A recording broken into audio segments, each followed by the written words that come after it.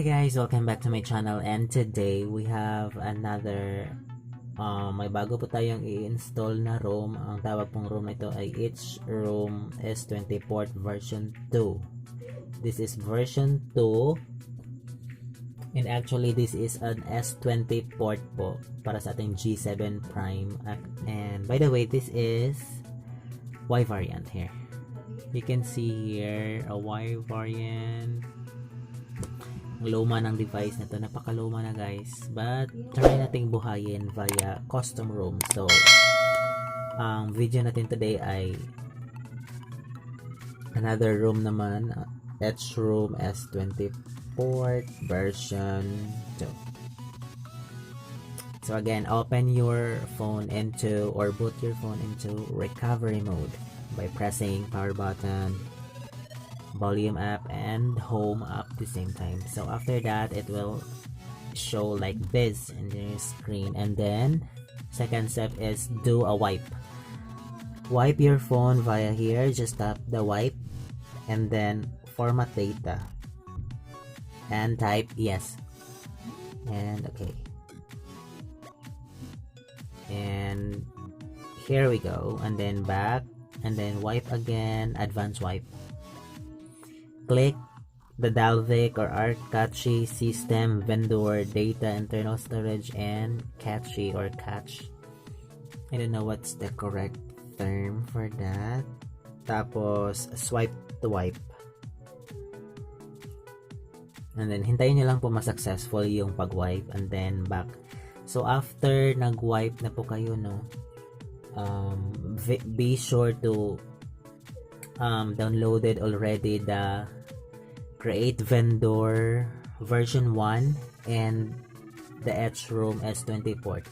Tapos itra-transfer nyo lang from computer or from your computer to your phone via here, USB cable. Ang pangit po ng USB cable natin, but hindi naman yun importante, diba, as long as gumagana. Yan, connect. Tapos hintayin lang po natin matapos mag-transfer yung file.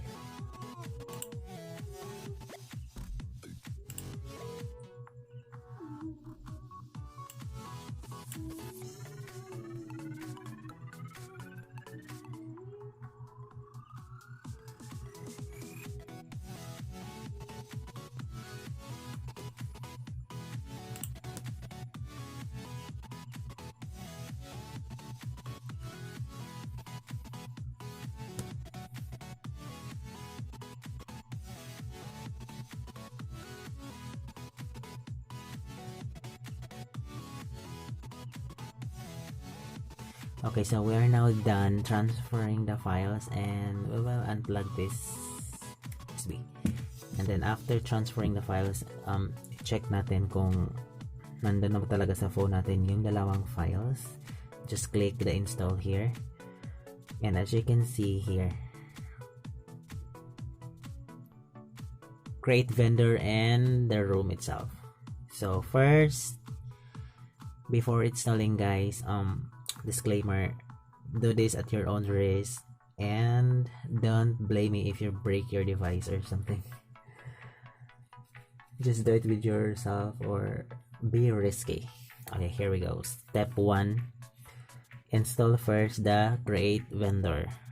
Dapat yung Create Vendor muna ang i-install natin, and swipe to confirm flash. And after installing, after the successful guys, just click the back, tapos reboot, tapos click mo lang yung recovery.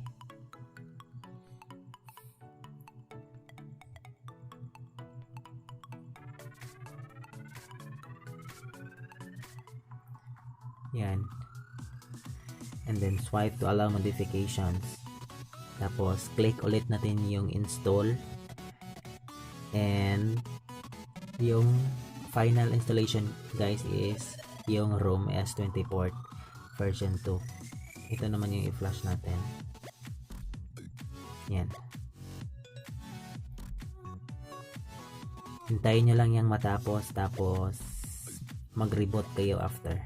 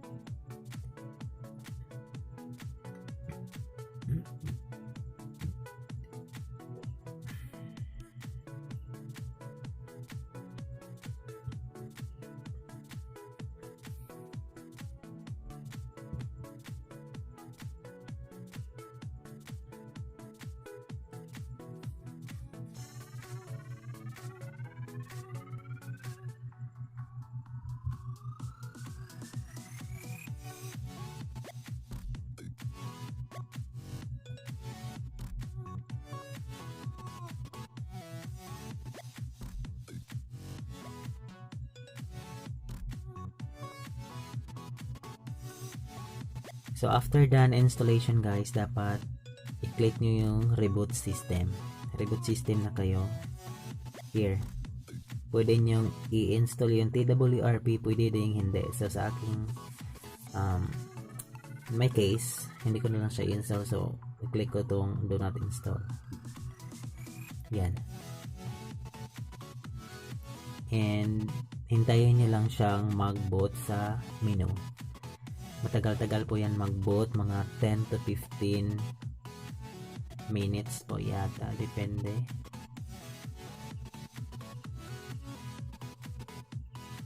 Yan.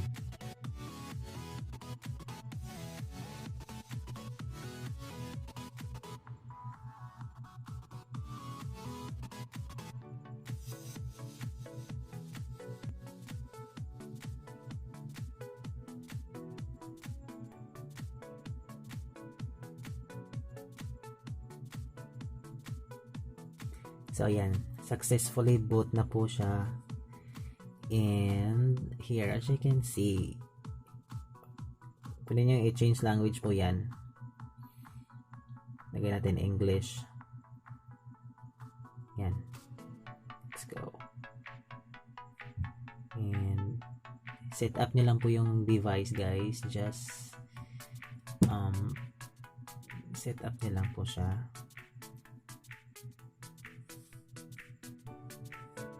Dito. It's up to you naman. Yan.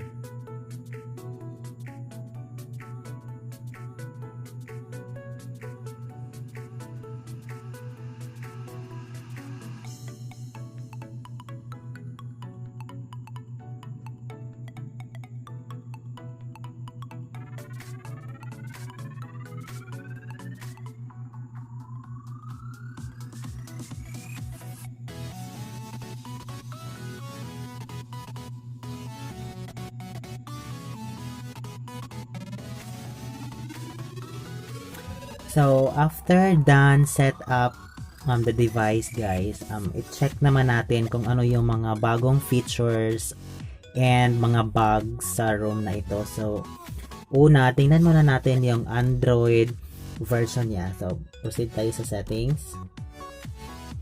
Here. Punta lang tayo sa About Phone. So, for information, here. So, this ROM is based on Android 10 with One UI version 2.1 on top, and the kernel version is kernel version 1. Yan yung build number. H-Rom S20 port version 2 by Astraco. And may bagong features ito guys na parang it looks like sa S20. Punta tayo sa display. Here, motion softness. Pwede mo siyang i-select into 120 refresh rate or the standard 60.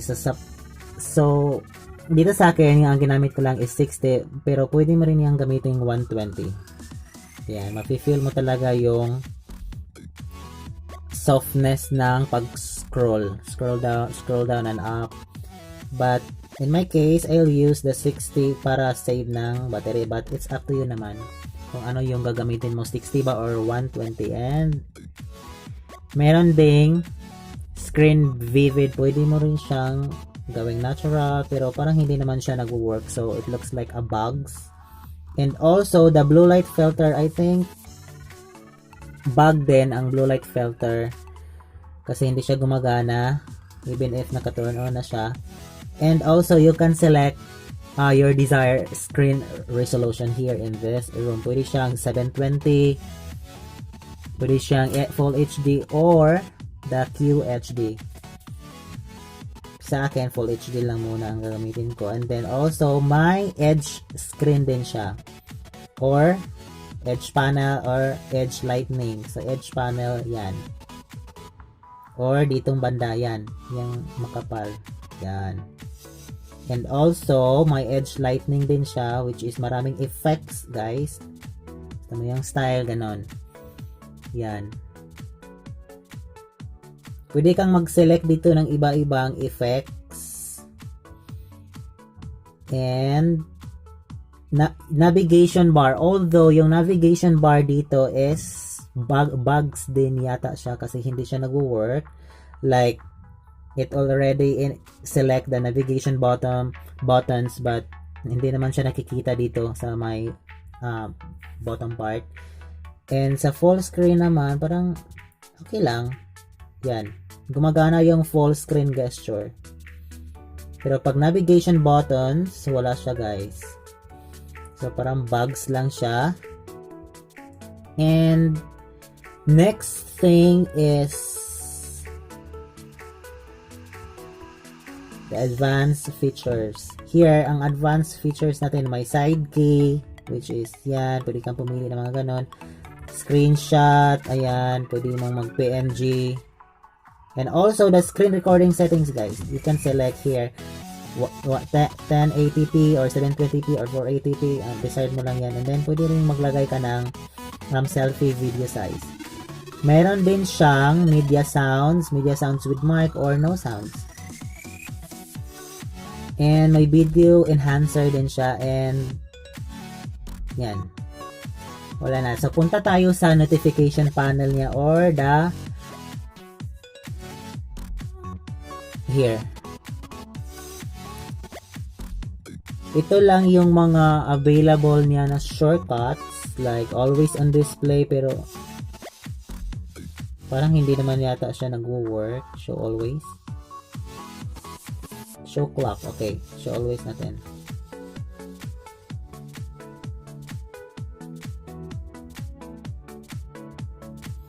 So, not working guys yung always on display natin.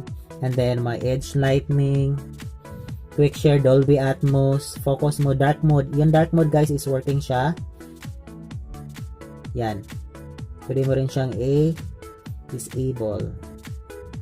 And actually, yung Wi-Fi, try din natin yung Wi-Fi guys, kung working ba yung Wi-Fi. So, try natin. Ayan.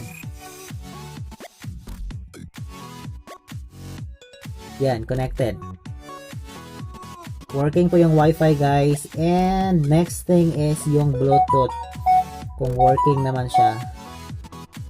Yan, so itry nating mag-receive ng file. So, itry natin guys na mag-receive ng file. Kung makaka-receive ba to or hindi. Ayan, nakaka-receive po siya. Here. So, working po yung Bluetooth niya, guys. Yan, nakaka-receive po tayo. And what if naman mag-send tayo ng file. Try din natin mag-send ng file. Hindi pala siya pwede dyan.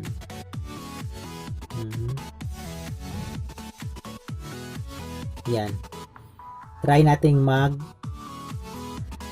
ng file.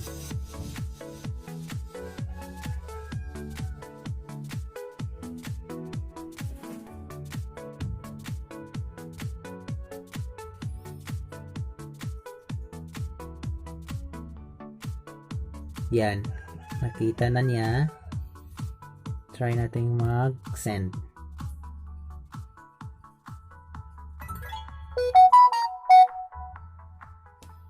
Yan. So, working din siya guys, both receiving and sending files via Bluetooth. And next thing and the last part is working, pwede din siya lagyan ng SIM cards. SIM cards are working here. Yan, may signal po siya and pwede natin i-check yan dito sa connections. Here.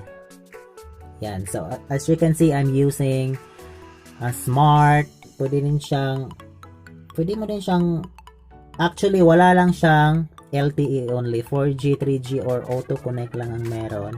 Pero goods na rin yan, guys. So,